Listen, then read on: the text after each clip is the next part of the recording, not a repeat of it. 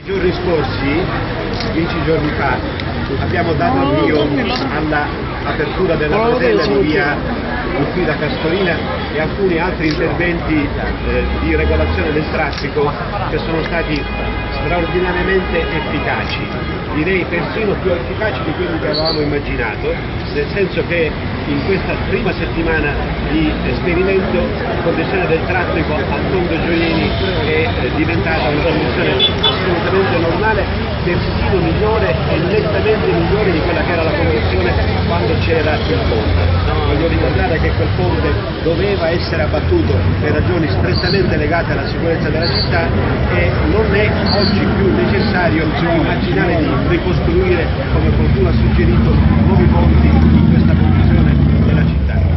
La condizione di traffico, ripeto, è migliorata, staremo attenti a verificare se necessitano ulteriori interventi, ma oggi esprimo la mia approvazione. Ma esprimo anche una gioia profonda